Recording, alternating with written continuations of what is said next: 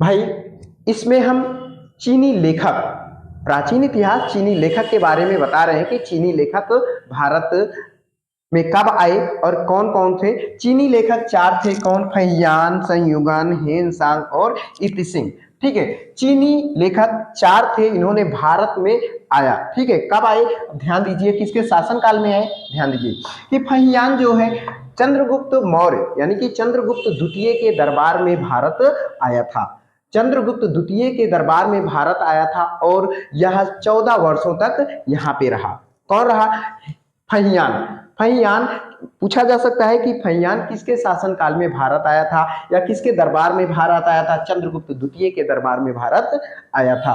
ठीक है, ये 14 वर्षों तक रहे। अब ये भी पूछा जा सकता है कि फहियान भारत में कितने वर्षों तक रहे? 14 वर्षों तक आए रहे। लेकिन फहियान भारत में कब आए? 399 में भारत आया और 412 तक ईस्वी तक रहा। 399 से 412 ईस्वी तक भारत में रहे। कौन? फहियान। भाई फहियान 399 में भारत आया और 412 ईस्वी तक भारत में रहे। ठीक है, ठीक है। अब आ गया बात संयुगन के बारे में। संयुगन जो है 518 ईस्वी में भारत आया था। संयुगन 518 ईस्वी में भारत आया था। यही केवल प्रश्न पूछेगा कि संयुगन भारत में कब आया था? 518 ईस्वी में भारत आया था। ठीक है, अब बात आ गई हेनसांग। हेनसांग हेनसांग हर्षवर्धन के शासनकाल में भारत आया था। हेनसांग जो है, हेनसांग हर्षवर्धन के शासनकाल में भारत आया था और 629 ईस्वी में रहा। 629 ईस्वी में आया। कब आया? 629 ईस्वी में आया। भाई प्रश्न पूछा जा सकता है कि हेनसांग भारत कब आया? 629 ईस्वी में आया और किसके दरबार में आया? भाई हर्षवर्धन के दरबार में आया या हर्षवर्धन के शासनकाल में भारत आया। हेनसांग किसके शासनकाल में भारत आया? हर्षवर्धन के शासनकाल में भारत आया। किसके दरबार में आया? हर्षवर्धन के दरबार में आया। और हेनसांग जो है कब आया भारत? 629 ईस्वी में भारत आया। ये प्रश्न पूछा जा सकता है। समझ में आया कि नहीं आया ना? ठीक है, आगे नालंदा विश्वविद्यालय में अध्ययन किया। हेनसांग किस विद्यालय में अध्ययन किया? किस विश्वविद्यालय में अध्ययन किया? नालंदा विश्वविद्यालय में अध्ययन किया। और हेनसांग जो है 15 वर्षों तक भारत में रहे। और इनके अनुसार यानी कि हेनसांग के अनुसार जो है सिंध का राजा शूद्र था।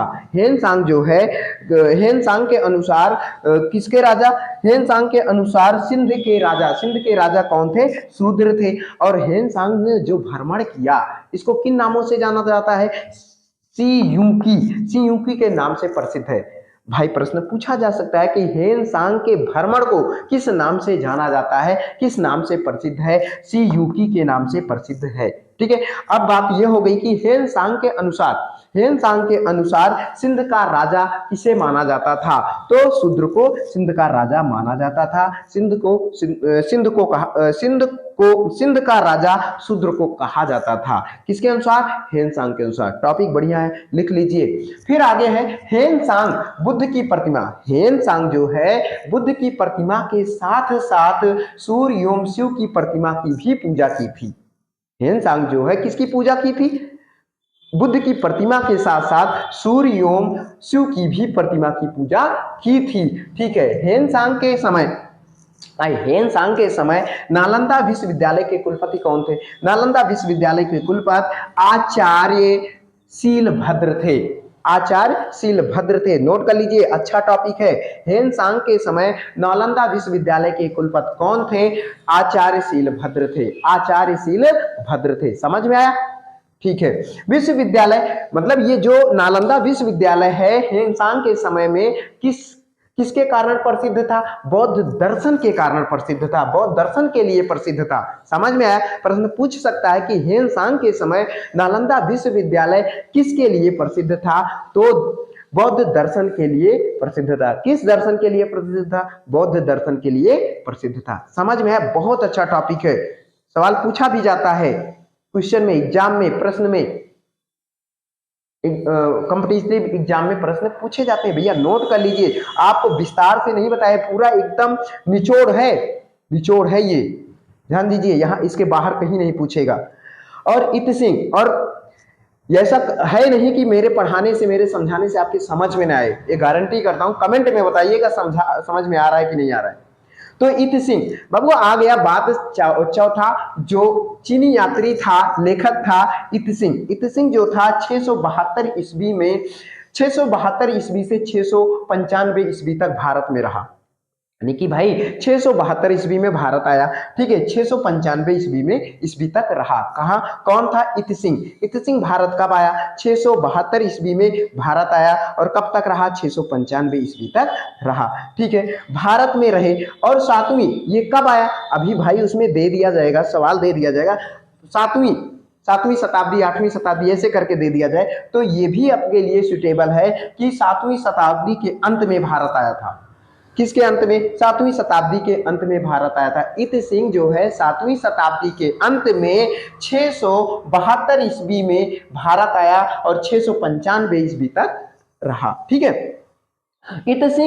इत सिंह जो है नालंदा विश्वविद्यालय, विक्रमशिला विश्वविद्यालय और अपने समय में भारत का वर्णन किया, अपने समय में भारत का वर्णन किया। नालंदा विश्वविद्यालय का वर्णन किया और विक्रमशिला विश्वविद्यालय का वर्णन किया और अपने समय में जो भारत में उन्होंने देखा उसका वर्णन किया है। कौन किया है? इत सिंह ने किया है। समझ में आया कि नहीं आया?